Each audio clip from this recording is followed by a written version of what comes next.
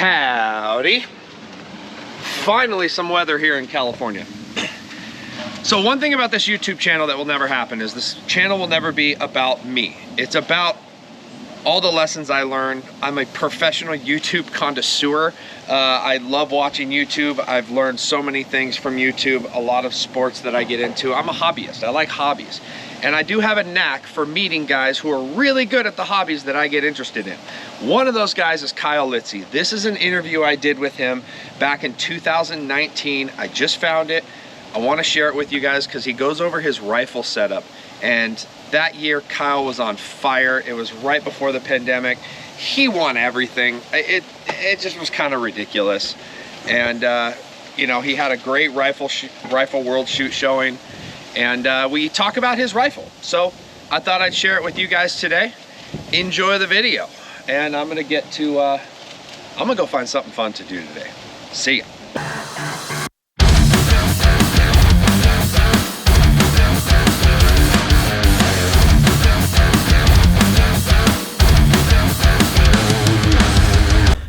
What's up, guys? I'm Luke and I'm here today with Kyle Litzie.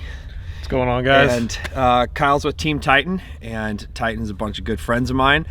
And Kyle is a rifle, 3-gun, pistol. You like win tons of stuff. It's really kind of annoying. I like shooting guns a lot. And if you could stop winning, that'd be great.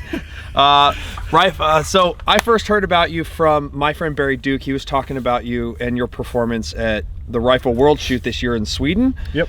And you took 8th overall out there. Yes, I did. Took 8th in open division and also 8th overall because good luck beating open shooters with your iron sights. Yeah. Those guys are, I mean, that was an amazing performance. And I heard that was not an easy match. It was rough. Yeah. Especially shooting IPSC rifle for the first time. I mean, you know, 3-gun, you're not aiming for the A zone at all. You're just shooting hanging two on the brown. Yeah. Is there one you like better than the other? No, I think they both have. There's a lot of fun aspects about both of them. Mm-hmm. I mean, I kind of wish that there was some IPSC style rifle in the United States, but it's really not a thing here. So you know, I like them both. I like 3-gun probably the most, though, just because I like shooting shotguns and handguns too. But do you think if they brought the accuracy side of things into 3-gun, would that be more fun or less? I think it's an issue with match flow. Yeah. Because you've got 3 guns, you got so many targets, you got all this reset, and it's just, you can't be scoring targets too. You can't be scoring hits. You just need to call the hits out and move on. Yeah. I think it would be fun, but it would be a train wreck of a match. Yeah. So your title sponsor, Titan, those guys are great friends of mine. They do a ton of work in the area here, especially for all the local clubs and whatnot, putting on great matches and match support other clubs as well, which is great. And they had been telling me about you, and then we met at the Gunsta Cup. We were in the same squad together. Yes, we were. And we both took first place. Wins which was all cool. around. We had the super squad. We had wins like all around. There's a good picture of you, me, and Zach all holding our first place handwritten trophies. And then Eric Lou was that guy's. And Eric, yeah, freak of nature. Jeez, it was just I think I try to block it out. Yeah, it's like we don't shoot like, oh, we did pretty good. Then Eric goes, we're like, okay, cool. Yeah. But then so this year you had a great year. Red October, you won that. Yep. Safariland. Yeah. Surefire. Yeah. World Shoot, you won that. Like, what else have you won? I forget. There's so much. What was it? Surefire. Vortex Shooter Source 3-gun in Texas. That's awesome. Took the win over there too. You've had a hell of a year, and I know you're shooting a Titan rifle, and I want to just go through it real quick and just let you kind of talk about it. You know, and you said it's kind of a Frankenstein, but it's you're also telling me the other day it's one of your favorite of the 3 guns. Like, that's the one you feel like you have kind of the most figured out and dialed in. So I thought y'all out there might enjoy kind of hearing a bit about his gun. So absolutely, start from the front, man. So I guess starting at the front, I should say first, this rifle was built a few months before I was going to World Shoot, so I really had the IPSC rifle in mind when I was building it.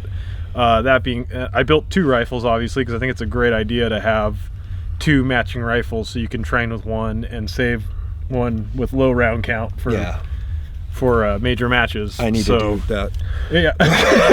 Just like shoot all the guns. Probably a good idea for all the guns. Yeah. But so I built this around then. That being said, I think it's fantastic for 3-gun. I think it's a great gun for any of the action shooting sports. But it's an 18-inch barrel with a 18.5-inch handguard, which is the Titan Ballistics handguard, which is a game changer for me, because not only can you run a compensator on the gun, but you have a handguard that you can use to rest on barricades or rooftops where you normally would get pushed into an awkward shooting position. Yeah. Having such a long handguard, I can actually get my handguard to sit on things where usually, your barrel would be touching the barricade and it would totally screw up your accuracy. So having the 18.5-inch handguard with the comp still functional without blowing it to bits is a huge deal. And it's also thin, which a lot of competition guys favor. Yeah. So so I run a Ballistic Advantage fluted stainless steel barrel, which is extremely light. And actually, you see the guys running proof barrels and carbon fiber barrels. This barrel is 1 ounce heavier than a carbon fiber barrel. And you don't have the heating problems or anything like that. None of those carbon. I also don't have the $900, however many dollars. Yeah, there's that too. So yeah, you're looking at some more around a $300 barrel than a $900 barrel that's shooting sub MOA. Yeah. It's super light, and rifle length gas system, which is huge for recoil. I also shoot an American Precision Arms compensator, and they've been a great company. My friend Zach Smith, Zach, we've shot with him plenty of times. He's been working with them along with some other top guys like Max Leograndis, making this the Answer comp. I'm sure a lot of people have heard about it. Right now on this practice rifle, I have a prototype of a fatter version, but performance-wise, it's a fantastic comp. Even the standard one, which is a much smaller diameter around, because you can tune every aspect of it. Not only do you have a really efficient baffle design, you also have these holes on the top with screws that you can take in or out, you can play with the way the recoil tracks. And that's huge for IPSC rifle. Trying to shoot 2 alphas on a 90-meter, 100-yard target, your splits matter. I know people always joke about splits get chicks and all that kind of stuff, and it doesn't really, it's not usually that big of a deal. Well, it is when your splits are half a second, 1 second between shots. Yeah. So it's been a great comp, great barrel, great handguard. Moving back on the gun, I'm a Vortex sponsored shooter, so and I pretty much wouldn't shoot anything else. When I contacted Vortex, I told them I'm not really interested in any other scope, so I'd like to shoot for you guys. If not, take it or leave it. I'm still going to shoot your stuff. Yeah, that's awesome. Razor 1-6, proven scope, been the kind of the gold standard in 3-gun for a good reason. Huge eye box, good 1 power, daylight bright dot. 6 power is great. JM BDC, really good ballistic drop reticle that matches up perfectly with my ammunition. Oh, that's nice. Yeah, perfectly. Because my scope that will not be named is not like that. I have to kind of know. It's like, okay, it's between these two. Yeah, exactly. It's super annoying. It's like, and that's the thing. Now I go, if it's a 325, it's like, oh yeah, it's a little below the 3. If it's a 350, oh, it's right in between the 3 and the 4. So it's really easy to figure out. And if you see me shaking, it's because I'm freezing my ass off. Yeah, it's really cold out here right now. It's cold, man. Anyway. So anyways, yeah, Vortex Razor. I have the Vortex Precision scope mount. It's a little bit more heavy duty than the standard ones because I'm really rough on my gear. As I told you, they're all kind of my little science experiments. Yeah. And then my Titan Ballistics upper and lower, well machined, tight tolerance, lightweight, got a little bit of a magwell, can't complain, and a lot Titan actually pushed me to try running the AR Gold triggers. Before I used other brands and I was like, I don't know, I'm gonna stick with my thing. once I tried one of these bad boys, I was pretty sold on it. Yeah, my all of my friends shoot them, but me. But and every time I feel them, I'm like, oh, that's so nice. I need to just, I just need to order one. Anyway, what's that charging handle?